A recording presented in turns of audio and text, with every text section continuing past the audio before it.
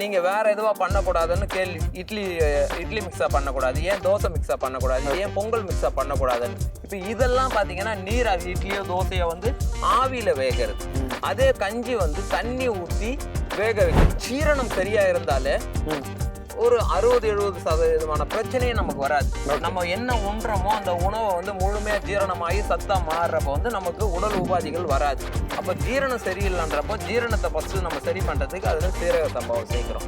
அப்போ நம்ம உடம்புல வந்து கழிவுகள் நிறைய தங்கி இருக்கும். இந்த மாதிரியான இதெல்லாம் பண்றப்போ அந்த கழிவுகளை வெளியேற்றத்துக்கு நம்ம இதுல கருப்பு கவுனியை சேர்க்கிறோம். இப்ப இதெல்லாம் சேர்க்கிறப்போ ஒரு அற்புதமான உணவை மாற்றத்துக்கு நம்ம இதுக்குள்ள காட்டு யானத்தை கொண்டு வரோம். அப்ப 4 பேரும் சேர்றப்போ அது ஒரு அற்புதமான உணவாகும். நம்ம ஒரு மாதிரி அதை அடி பிடிக்காம கிண்டிக்கிட்டே இருந்தோம்னா ஒரு 10 நிமிஷத்துல ஒரு நல்ல வாசம் வந்து தயாராயிடுச்சுன்னு சொல்லி அது வந்து சொல்ல ஆரம்பிச்சிடும். திருவள்ளூர் மாவட்டம் தாமரைப்பாக்கம் அடுத்த சேத்துப்பாக்கத்தில் இருக்கக்கூடிய இயற்கை மூலிகை விவசாய பண்ணைக்கு நம்ம வந்திருக்கோம்.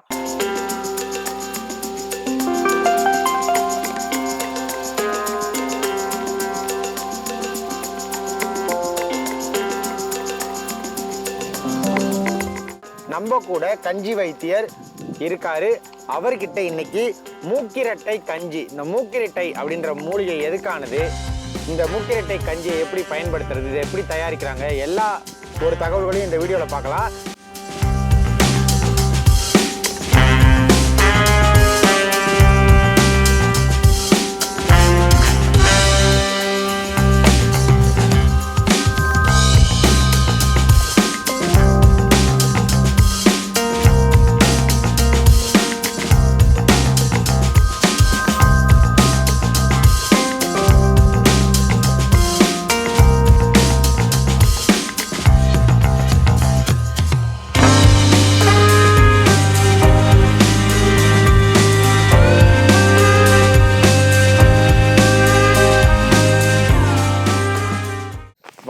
வணக்கம் ஐயா. முதல்ல சொல்லுங்க, மூக்கிரட்டை கஞ்சி, இந்த மூக்கிரட்டை அப்படின்றது என்ன? மூக்கிரட்டைன்றது ஒரு கீரை ஐயா. அந்த கீரைக்கு சப்போர்ட் பண்ணக்கூடியது தான் அதில் நம்ம ஆணை நெரிஞ்சல் சேர்த்துருக்குறோம். இது 2 கீரையுமே சேர்த்து நம்ம உடம்புல உள்ள சிறுநீரகத்தை வந்து மேம்படுறதுக்கு உதவி செய்யக்கூடிய ஒரு நல்ல கீரை வகைகள். ஓகே. அது கூட நம்ம சேர்த்திருக்கிற அரிசிகள் ஒரு 4 வகையான அரிசிகள் சேர்த்திருக்கிறோம் இந்த கஞ்சி தயாரிக்க. அதுல முதன்மையானது பாத்தீங்கன்னா கருப்பு கவுனி அரிசி. அது நம்ம உடம்புல உள்ள கழிவுகளை வெளியேறதுனால சிறுநீரகம் வந்து மேம்படும். அந்த மாதிரி ரத்தத்தை வந்து ஊற வைக்கக்கூடிய ரத்தசாலி அரிசி சேர்த்திருக்கிறோம். செரிமானத்தை சரி செய்யக்கூடிய சீரக சம்பா சேர்த்திருக்கிறோம். இது எல்லாத்துக்கும் மேல நம்ம அதுல வந்து பிரதானமா காட்டு யானம் அரிசி சேர்த்திருக்கிறோம். காட்டு யானம் என்ன பண்ணோம்னா நம்மளோட உடம்புல உள்ள கழிவுகளை எடுத்து பலப்படுத்துறதுக்கு உதவி செய்யும். இப்ப இது எல்லாம் சேர்ந்து செய்யறப்போ நம்ம சிறுநீரகம் வந்து ஒரு அற்புதமா செயல்பட ஆரம்பிக்கும். அதுக்கு ஒரு நல்ல உணவு வந்து இந்த மூக்கிரட்டை. இந்த மூக்கிரட்டை நீங்க சொன்ன 5 வகையான அரிசி, இது எப்படி ஒன்றா தயாராகி இந்த கஞ்சி மிக்ஸ் வருது? ஆமா, இதை நம்ம இந்த கீரைகள் எல்லாம் ஹார்வெஸ்ட் பண்ணி நம்ம நிலத்துல இருக்கிற கீரைகளெல்லாம் எடுத்து தண்ணியில நல்லா சுத்தம் பண்ணி இலைய எடுத்து சுத்தம் பண்ணி அதுக்கப்புறம் அந்த அரைச்சி இதையும் வந்து நம்ம முழுசா பாவனை என்ற முறையில அரிசி ஏற்கனவே அரிசி காய வச்சிருக்கிற அரிசியில வந்து சேர்த்து அந்த பாவனை முறையில பண்ணி அதே மாதிரி அந்த சூரிய குடியல்ல வந்து நம்ம இதை பதப்படுத்தி அதுக்கப்புறம் குருணையா அரைச்சி கஞ்சி மிக்ஸா பண்றோம். ஏன் இதை வந்து நீங்க வேற எதுவா பண்ணக்கூடாதுன்னு கேள்வி.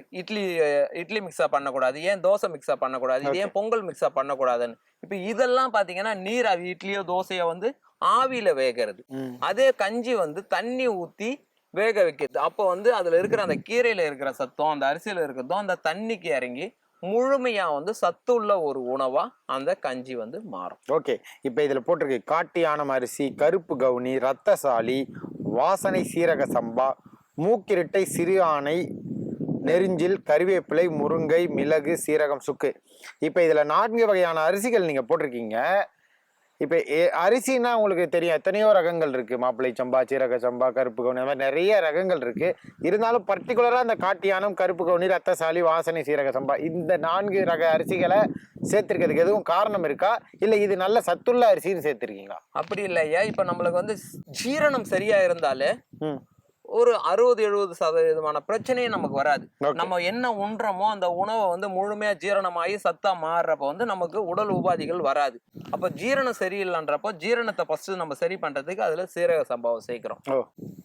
அப்போ நம்மளுக்கு ஏற்கனவே சரியில்லாததுனால நம்மளோட ரத்தம் வந்து ரொம்ப வலிமையாகவும் வெப்பமாகவும் இருக்காதனால அதில் நம்ம ரத்தசாலியை சேர்க்கிறோம். அப்போ நம்ம உடம்புல வந்து கழிவுகள் நிறைய தங்கி இருக்கும். இந்த மாதிரியான இதெல்லாம் பண்றப்போ அந்த கழிவுகளை வெளியேற்றத்துக்கு நம்ம இதுல கருப்பு கவுனியை சேர்க்கிறோம். ஓகே. இப்போ இதெல்லாம் சேர்க்கிறப்போ ஒரு அற்புதமான உணவா மாற்றத்துக்கு நம்ம இதுக்குள்ள காட்டு யானத்தை கொண்டு வரோம். அப்போ 4 பேரும் சேர்றப்போ அது ஒரு அற்புதமான உணவாகுது. அப்போ நமக்கு என்ன மாதிரியான உபாதிக்கு நம்ம எடுக்கிறோமோ அதுக்கு வந்து உதவியா இருக்கக்கூடிய அரிசிகள் தான் இந்த 4 ரகங்களும். இதுல இப்ப நம்ம மூக்கிரட்டை அப்படின்ற ஒரு மூலிகையை சேர்க்குறீங்க, கீரை, மூலிகை கீரையை. அது மட்டும் இல்லாம ஆணை நெரிஞ்சில், இது ரெண்டும் என்ன மாதிரியான வேலையை நம்ம உடம்புக்குள்ள பண்ணும்? இப்போ நம்ம உடம்புலயே பாத்தீங்கன்னா சிறுநீரகம் வந்து என்ன வேலை செய்யுதுன்னா நம்ம உடம்புல உள்ள கழிவுகளை வெளியேற்றுறதுக்கு ஒரு முக்கியமான வேலையை சிறுநீரகம் இருக்கு.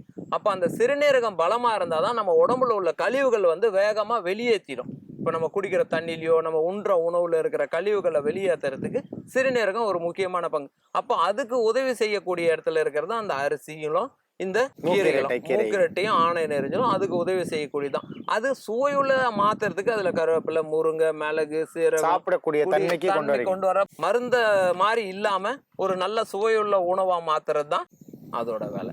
ஓகே. இப்போ இந்த மூக்கிரட்டை பத்தி சொன்னீங்க, நீங்க தயாரிக்கிற கஞ்சி பத்தி. இந்த மூக்கிரட்டை என்ன, அதோட டீட்டெயிலான தகவலையும் இப்போ நீங்க சொன்னீங்கன்னா பார்வையாளர்கள் டீப்பா தெரிஞ்சுப்பாங்க.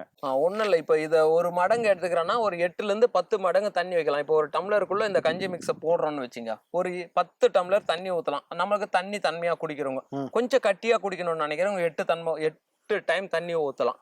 ஊற்றி ஒரு 5லேருந்து 10 நிமிஷம் மிதமான வெப்பத்தில் வச்சு, சிம்ல வச்சுன்னு சொல்லுவாங்கல்ல, வச்சு நம்ம ஒரு மாதிரி அதை அடி பிடிக்காம கிண்டிக்கிட்டே இருந்தோம்னா ஒரு 10 நிமிஷத்துல ஒரு நல்ல வாசம் வந்து தயாராகிடுச்சுன்னு சொல்லி அதுவே வந்து சொல்ல ஆரம்பிச்சிடும். அதுக்கப்புறம் நம்ம அதில் தேவையான அளவு உப்பு மட்டும் சேர்த்து நம்ம காலை உணவாக சாப்பிட்றப்போ ஆக சிறந்த ஒரு நல்ல உணவாகவும் இருக்கும். அந்த உணவும் நம்ம உடலும் மருந்தா மாற்றிக்கும். மூக்கிரட்டை பற்றி, அதே மாதிரி இதை எப்படி சமைக்கணும் அப்படின்ற பல்வேறு தகவல்களை நம்ம பார்த்தோம். இந்த மூக்கிரட்டையை நீங்கள் வாங்கணும்னு நினச்சிங்கன்னா இவரோட இந்த பண்ணையோட அட்ரஸை நான் வந்து டிஸ்கிரிப்ஷனில் கொடுக்குறேன். அது மட்டும் இல்லாமல் கூகுள் மேப் லிங்க் கொடுக்குறேன். இவரோட கான்டாக்ட் டீட்டெயிலும் கொடுக்குறேன். இது மட்டும் இல்லாமல் மாதத்தின் முதல் ஞாயிற்றுக்கிழமை மற்றும் 2வது சனிக்கிழமை, இந்த 2 நாட்கள்லையுமே சென்னையில் ஆர்கானிக் சந்தை நடக்குது. அந்த சந்தைக்கு நீங்கள் நேரடியாக போய் இதை வாங்கிக்கலாம். அந்த சந்தையோட டீட்டெயிலும் நான் டிஸ்கிரிப்ஷனில் கொடுக்குறேன். உங்களோட நேரத்தை பகிர்ந்து நிறைய கேள்விகளுக்கு பதில் கொடுத்தீங்க. நன்றி. நன்றி. நன்றி.